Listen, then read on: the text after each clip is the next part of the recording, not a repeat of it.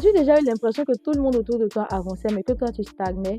Les gens autour de toi travaillent, ils ont des projets, ils grandissent, ils construisent, ils avancent. Mais toi tu constates que tu es toujours au même niveau. Tu as comme l'impression que ta vie n'avance pas, au point de te sentir frustré et de demander même, et de te poser la question de savoir si tu as vraiment un but sur cette terre, si tu as vraiment quelque chose à accomplir sur cette terre. Si c'est ton cas, reste sur cette vidéo, j'ai quelque chose pour toi. Hey, pretty girls follow Jesus. Oh, pretty girls follow Jesus. Oh, pretty girls follow Jesus. Oh, pretty girls follow Jesus. Coucou tout le monde, j'espère que vous allez bien. Alors bienvenue sur la chaîne. Si tu es nouveau ici, mon nom c'est Sheila. Sur cette chaîne, tu trouveras des vidéos en rapport avec la marche chrétienne pour venir t'encourager, te booster, te fortifier dans ta marche avec le Seigneur et te dire que tu n'es pas seul dans cette marche. Nous sommes tous sur ce même bateau en fait. Nous sommes tous chrétiens. Nous avons les mêmes luttes, nous avons les mêmes combats. C'est la vie en fait. So welcome and have a seat. Et pour les personnes de la maison, bienvenue ou non, re-bienvenue famille. J'espère que vous allez bien, que votre semaine s'est super bien passée. Moi, par la grâce de Dieu, ça va.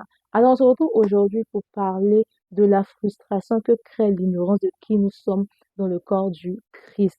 Avant de commencer, j'aimerais dire un truc, c'est qu'il y a beaucoup de frustrations qui naissent dans le corps du Christ parce que les gens ignorent qui ils sont en Jésus. Il y a beaucoup de frustrations qui naissent dans le cœur des chrétiens parce que les gars ignorent qui Dieu dit qu'ils sont, en fait. Comme toujours, je vais saupoudrer cette histoire d'une petite story time, c'est-à-dire de mon témoignage. Voilà. Faut dire que moi, j'ai connu le Seigneur en 2016. J'ai connu le Seigneur en 2000, non. J'ai connu le Seigneur lorsque j'avais 16 ans, en 2019. Et de 2019 à 2024, j'étais vraiment dans un trou noir. Je savais que j'avais donné ma vie au Seigneur. C'est tout, en fait. Je savais que demain, j'allais accomplir des choses pour le Seigneur, mais je savais pas comment est-ce que ça allait se faire. Et ce qui était mauvais, c'est que je priais. Je priais. Faut dire que lorsque je suis arrivée dans le Seigneur, il y avait un certain évangile qui se promenait comme quoi, prie pour connaître ton ministère. En fait, on me disait pas prie pour connaître ton appel, pour savoir qui Dieu dit que tu es, mais prie pour connaître ton ministère. Et quand on parlait de ministère, on parlait des 5 ministères dans la Bible, c'est-à-dire évangéliste, pasteur, prophète, apôtre et docteur, en fait. Donc, lorsque moi je suis arrivée à Christ, l'évangile que moi j'ai reçu, c'était de prier pour connaître mon ministère. Donc, j'ai prié pour connaître mon ministère. Et lorsque j'ai prié et que Dieu m'a montré mon ministère en question, je me suis bloquée à ça. Genre, pour moi, quand tu viens à Jésus, tu dois être forcément dans un ministère. Et une fois que tu as ce ministère-là, c'est fini, c'est ta vie, c'est ton appel, c'est ta vie qui est là. Tu bouges plus, en fait. Tu vois? Tu bouges plus. Et donc, c'est avec cet évangile-là que moi, j'ai grandi. Donc, j'ai prié pour connaître mon ministère. Et je me suis arrêtée à là. Mais, guys, le ministère, quand tu pries, que tu le découvres, c'est pas du jour au lendemain que tu commences. En attendant, qu'est-ce que tu fais? Je connaissais quand même mon ministère, mais j'avais l'impression, j'étais perdue. J'avais pas l'impression, j'étais littéralement perdue dans cette vie. J'étais paumée de fou malade, en fait. Donc, ça fait que j'ai commencé à être frustrée parce que je voyais des personnes avec qui je me suis convertie dans la même tranche, dans le même espace-temps, commencer à faire des choses incroyables pour le Seigneur. Et même des personnes qui se sont converties avant moi, qui ont commencé à faire des choses aussi incroyables pour le Seigneur. Et moi, je suis là, je suis perdue. Je sais même pas où je vais, je sais même pas qui je suis, en fait. Toute ma vie, c'était travail, maison, église. Travail, maison, église. Travail, maison, église. Je faisais rien. Je faisais rien de ma vie. Je me posais la question de savoir, ma vie sert à quoi? Qu'est-ce que je fais de ma vie actuellement? Qu'est-ce que je fais de ma vie? Où est-ce que je m'en vais? Qui suis-je en fait? Qu'est-ce que je fais de ma vie? Je me posais la question sincèrement de savoir à quoi servait ma vie. Est-ce que ma vie allait juste se résumer à aller au travail, venir à la maison, aller à l'église? C'est toute ma vie qui est là. En fait, c'est toute ma vie qui était là. Et franchement, j'étais perdue, j'étais frustrée. J'étais peinée de savoir que je pouvais pas être utile entre les mains de Dieu alors que j'avais ce désir-là d'être utile à Dieu. J'avais ce désir-là de connaître, de faire des choses pour Dieu. J'avais ce désir-là de vouloir être utile. De toute façon, je voyais des pasteurs être pasteurs, ils servent Dieu. Moi aussi, je voulais faire quelque chose pour Dieu, en fait. Mais je pouvais pas parce que je savais même pas par quoi commencer. Tu es venu à Christ, on t'a demandé de prier pour connaître ton ministère parmi les 5 ministères. Tu as prié, tu connais ton ministère parmi les 5 ministères. Mais après ça, là, plus rien ne s'est passé. Tu n'as plus eu l'occasion de faire quoi que ce soit pour pouvoir exercer dans ce ministère. Tu n'as plus eu l'occasion de faire quoi que ce soit, mais tu t'es juste arrêté à ça. On t'a dit que tu as prié, Dieu t'a dit que tu es prophète. Ouh, c'est fini, tu es prophète. C'est fini, ça s'arrête là. Donc vraiment, pour moi, j'étais dans une case, en fait. Et vu qu'en ce temps, j'étais dans une période où le ministère en question, là, le ministère en question que Dieu m'a dit, là, je ne pouvais pas l'exercer. Donc, j'avais l'impression que ma vie n'avait pas de but, en fait. que je devais attendre quand j'allais, je sais pas moi, avoir, je sais pas quel âge. Mais en fait, tout ça pour vous dire, en fait, que j'étais vraiment dans une case, vous voyez. Et ça m'a beaucoup peiné.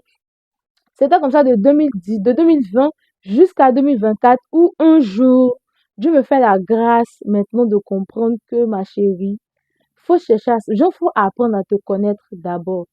Je sais pas comment je vais vous dire ça, mais en ce temps-là, tout a commencé par un désir d'être en couple. Je sais pas pourquoi. Je sais pas pourquoi, mais je voulais être en couple. Je désirais ardemment être en couple, en fait. Être en couple avec quelqu'un. Et c'est là que Dieu m'a fait comprendre que tu vas pas te mettre en couple tant que tu ne sais pas qui tu es, tant que tu ne travailles pas sur toi, en fait. Et c'est après ça que j'ai commencé à prier pour savoir qui Dieu dit que je suis, pour savoir ce que je dois faire pour Dieu. Faut dire que lorsque je voyais mes frères faire des choses là, moi je pensais que, en fait, je sais pas, mais j'ai jamais eu, en fait, cette idée d'aller prier pour dire, Seigneur, qu'est-ce que tu dis? Genre, qui tu dis que je suis? Seigneur, qui tu dis que je suis? Je suis qui? Qu'est-ce que je dois faire pour toi? Qu'est-ce que tu me réserves? Quel est l'appel qu'il y a sur ma vie? Quelles sont les choses que je dois faire pour toi? Quel projet tu me réserves? En fait, je suis qui? Je suis quoi, en fait, en Jésus? J'ai jamais eu ce réflexe de prier pour ça. Malgré que je voyais mes frères et mes soeurs avancer, je me suis jamais dit qu'ils ont fait ce type de prière-là. Juste à ce que Dieu me fasse la grâce, qu'il me parle et que j'ai cette révélation, en fait, de prier pour savoir qui il dit que je suis. Je vous promets que lorsque j'ai commencé à prier comme ça et que Dieu a commencé à me révéler, lorsque Dieu a commencé à me révéler certaines choses, puis j'ai commencé à travailler, à être sur certains projets, à travailler sur certaines choses avec le Seigneur, je suis sortie de la frustration, je suis sortie de cette frustration que je traînais depuis des années. Le fait que je sois perdue pendant des années, j'étais perdue, je savais pas qui j'étais, je savais même pas si j'avais un but vraiment dans la vie, parce que j'avais l'impression que ma vie ne servait à rien. J'avais vraiment l'impression que je ne servais à rien. Jusqu'à ce que Dieu me révèle que, en fait, ma chérie, tu es quelqu'un, tu sers à quelque chose, et voici ce que tu dois faire, voici ce à quoi tu sers. Et croyez-moi, tant que vous n'allez pas savoir ce à quoi vous servez, vous aurez toujours l'impression d'être inutile et vous serez toujours frustré. Vous serez toujours frustré. Tant que vous n'allez pas savoir, tant que tu ne veux pas savoir qui Dieu dit que tu es, tant que tu ne veux pas savoir, tu ne veux pas connaître ton identité, la personne que tu es en Christ là, tu seras toujours frustré, puis tu auras toujours tu auras toujours l'impression d'être une personne inutile. Tu vois pas que tes autres frères avancent, tes autres frères grandissent, tes autres frères ils travaillent, ils ont des projets, ils font des choses pour le Seigneur, ils font des choses pour leur vie, ils grandissent. Mais toi, tu fais rien. Pas parce que tu veux pas faire, ou bien pas parce que je sais pas parce que Dieu n'a pas. Mais est-ce que tu as pris la peine d'aller vraiment demander à Dieu de te révéler qui tu es? Hormis les 5 ministères pour lesquels on t'a demandé de prier, est-ce que tu as pris la peine d'aller demander à Dieu les projets qu'il a pour toi? Et tout ça, ça passe par la connaissance de soi, la connaissance de sa destinée. Quelle est ta destinée? Quelle est ta destinée? Est-ce que tu as déjà pris la peine de demander à Dieu, c'est quoi ta destinée? Est-ce que tu as déjà pris la peine de demander à Dieu, c'est quoi ta destinée? Et parlant de destinée, j'ai appris quelque chose dernièrement en écoutant une prédication de l'évangéliste Jacques Amesson. Avant ça, on va lire un verset dans Somme 31, verset 16. Somme 31, verset 16, la Bible dit, David dit, mes destinées sont dans ta main. Délivre-moi de mes ennemis et de mes persécuteurs. Mes destinées sont dans ta main. En fait, lorsque j'ai écouté la prédication de l'évangile Jacques Amesson, il nous a expliqué comme ça que, en fait, la destinée là, on n'a pas une seule. Bon, peut-être si on englobe toutes les destinées qu'on a là dans un seul truc, ça fait la destinée. Mais ce qu'on doit savoir, c'est qu'on n'a pas une seule destinée, on a plusieurs destinées. Et il a pris l'exemple d'un immeuble. Il dit que ce que l'on appelle la destinée là, c'est comme un immeuble à plusieurs étages. Et dans cet immeuble-là, il y a plusieurs destinées dedans. Et c'est cet immeuble-là qui forme la destinée. Que nous, on dit, non, Seigneur, reviens-moi ma destinée là. Non, il y a plusieurs destinées. David dit, mes destinées sont dans tes mains. Et il a dit comme ça que plus tu avances avec le Seigneur, plus Dieu te révèle tes destinées peu à peu, un peu, un peu, un peu, un peu, un peu. Vous n'avez pas remarqué que la plupart des hommes de Dieu, des personnes qu'on connaît aujourd'hui, là, ils ont commencé quelque part. Et puis aujourd'hui, quand tu regardes leur niveau, puis tu regardes où ils sont, c'est pas pareil. C'est pas pareil. Il y a des personnes à qui Dieu a dit sont hommes de Dieu à plein temps. Quand ils ont commencé. Mais aujourd'hui, ils sont plus hommes de Dieu à plein temps, plein temps. Ils ont ouvert des entreprises. Ils sont chefs d'entreprise maintenant, en fait. Alors qu'avant, Dieu l'avait dit, non, tu es homme de Dieu à plein temps. Tu travailles pas, tu es homme de Dieu. Tu vas te nourrir des dîmes. Mais aujourd'hui, aujourd'hui, ils ont ouvert des entreprises, en fait. Vous voyez, donc, en fait, le truc avec Dieu, c'est que plus tu avances, plus Dieu va te révéler qui tu es. Peut-être arrivé un moment, arrivé à une saison de ta vie, il t'a dit que tu es homme de Dieu à plein temps parce qu'il voulait que tu te consacres vraiment sur ça, parce qu'il y avait quelque chose que tu devais faire. Mais une fois que tu as fait ça et que le résultat escompté est sorti, il va même te révéler que vraiment, tu es homme de Dieu à plein temps, mais voici pour cette saison-là, voici ce que je veux que tu fasses maintenant. Vous voyez, donc la destinée là, c'est un peu que Dieu te révèle. Faut dire que moi aussi, j'étais vraiment dans cette pression de connaître ma destinée.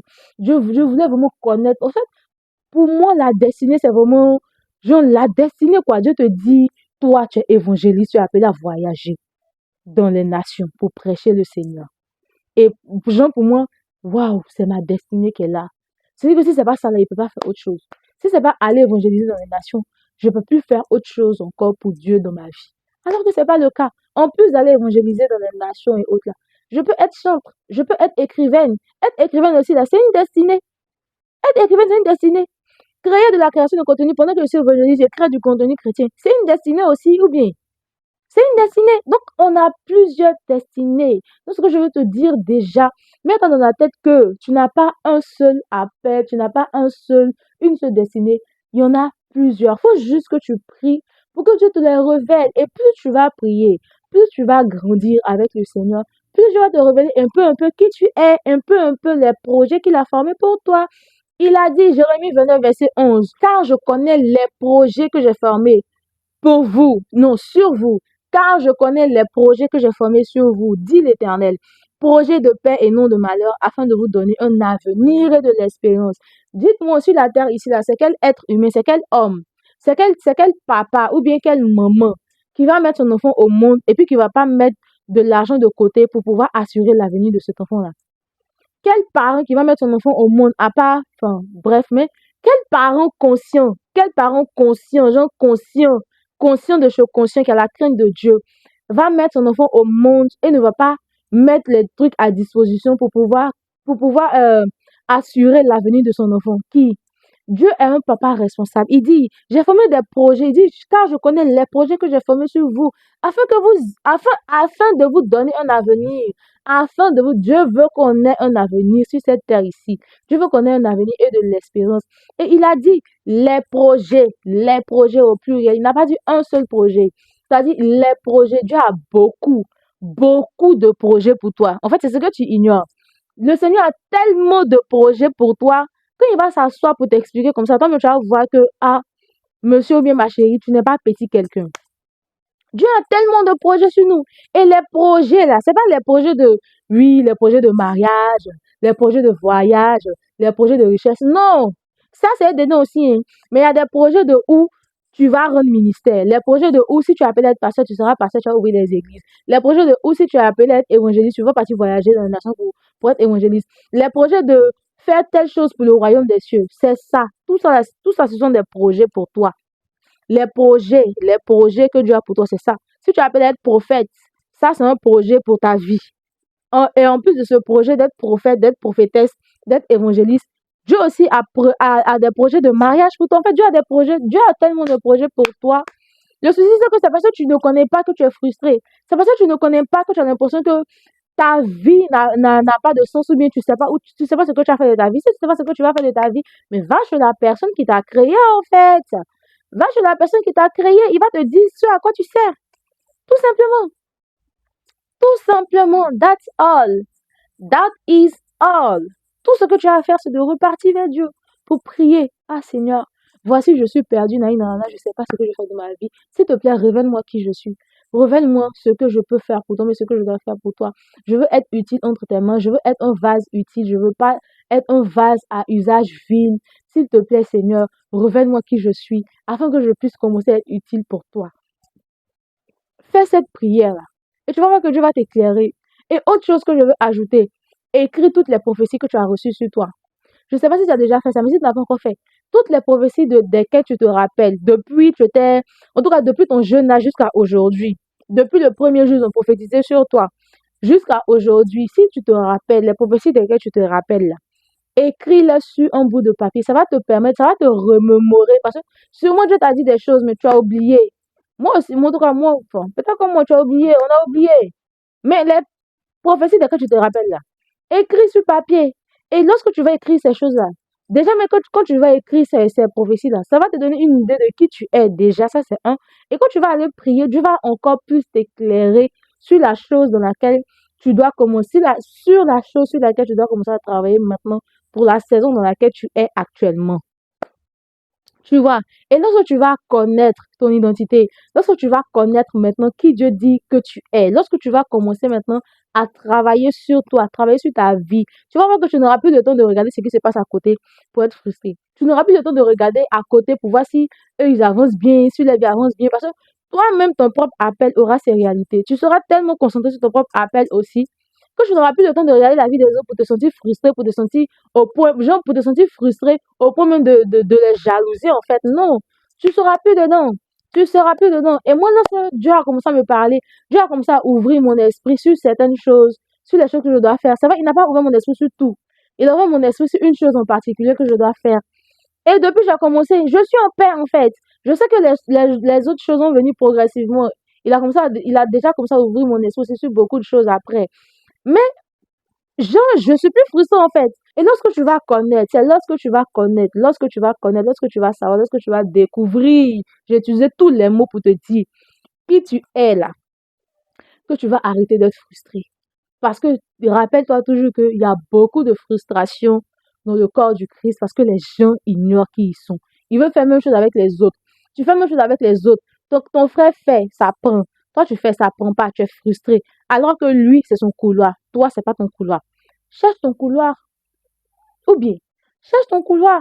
Faut pas chercher à faire comme les autres. Faut pas chercher à faire comme lui. Faut pas chercher à faire comme elle. Fais comme ce que Dieu dit que tu es fait.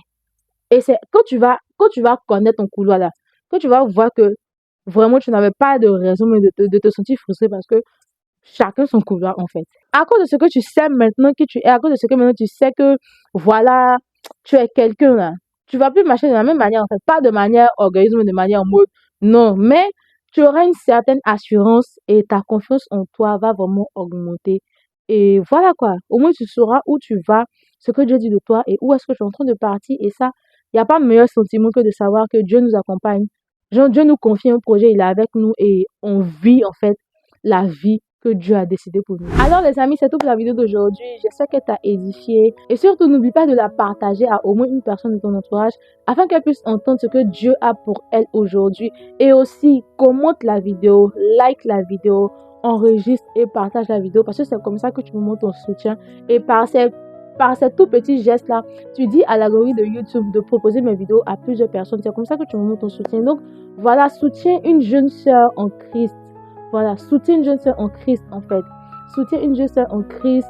Abonne-toi surtout. Parce que si tu n'es pas encore abonné, qu'est-ce que tu attends en fait? Tu attends quoi pour t'abonner? Abonne-toi. Merci de t'abonner et de partager la vidéo. Et moi, je vous dis à la semaine prochaine pour une nouvelle vidéo. D'ici là, prenez soin de vous et que Dieu vous bénisse. Bisous!